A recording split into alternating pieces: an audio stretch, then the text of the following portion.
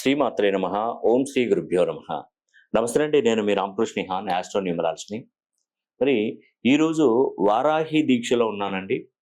మరి శుక్రవారం రోజున మనకు వారాహి అమ్మవారు 9వ రోజు కంప్లీట్ అయిపోతుంది.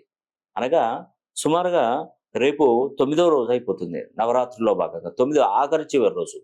ఈరోజు ఆ 9వ రోజు ఏం చేస్తానంటే వారాహి హోమం జరిపిస్తాను. పెద్ద ఎత్తున అంటే ప్రతిరోజు హోమం జరిపిస్తూనే ఉంటాను.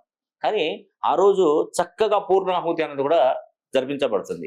ఆ టైంలోనే మన దగ్గర ఎవరైతే వారాహి హోమం ఎవరైతే బుక్ చేసుకున్నారో వాళ్ళకు తప్పకుండా ఆ వారాహి అమ్మవారి పేరు గోత్రనామాల మీద, మీ పేరు గోత్రనామాల మీద అక్కడ హోమం జరిపించి ఆ వీడియో మన దగ్గర ఉన్నటువంటి ఫోటోగ్రాఫర్స్ ఆ వీడియో షూట్ చేసి దాన్ని ఎడిట్ చేసి మీకు తప్పకుండా ఇంటికే అంటే మీ వాట్సాప్ నంబర్లకు పోస్ట్ చేస్తారు.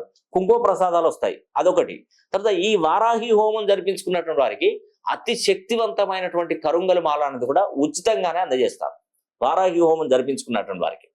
ఎందుకంటే ఈ వారాహి అమ్మవారి హోమము చేస్తుండగా నేను కొన్ని పుణ్యక్షేత్రాలు దర్శించి ఈ యొక్క కరుంగలి మాలలు కూడా పూజలు జరిపించాను. ప్రతి క్షేత్రంలో పెట్టి పూజలు జరిపించాను. అలా అని శక్తిపీఠమైనటువంటి అలంపూరు జోగులాంబ తల్లి టెంపుల్లో దర్శనం చేసుకొని అక్కడ కరుంగలి మాలలు పూర్తి చేసుకున్నాను. హంపికి వెళ్ళాను, విరూపాక్షి, గోకర్ణకి వెళ్ళాను.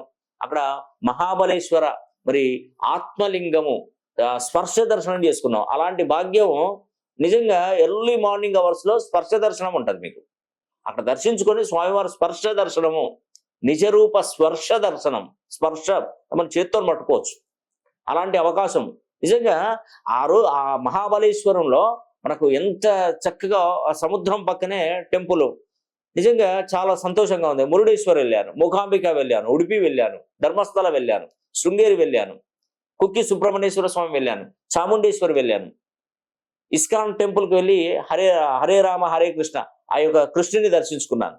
నిజంగా ఇవన్నీ దర్శించుకుని అక్కడ కరుంగల మాలలు పూజలు జరిపించి దాన్ని శక్తివంతం చేశాను. అలాంటి శక్తివంతమైన మన మెడలో ఉంటే ఎలా ఉంటుందో ఒక్కసారి ఇమాజినేషన్, ఒక్కసారి మీ ఊహలాగా ఆలోచించండి.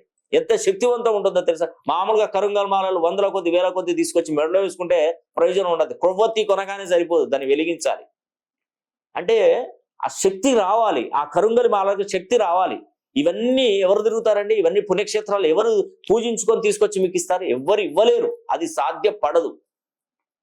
ఎందుకంటే నేను వెళ్ళాలి, నేను హోమం జరిపించాలన్న ఉద్దేశంతో ఇవన్నీ మీకు లైవ్ లో కూడా నేను అవన్నీ చూపెట్టాను కదా, వీడియోలలో చూస్తున్నారు కదా, ప్రతి క్షేత్రానికి వెళ్ళాను కదా.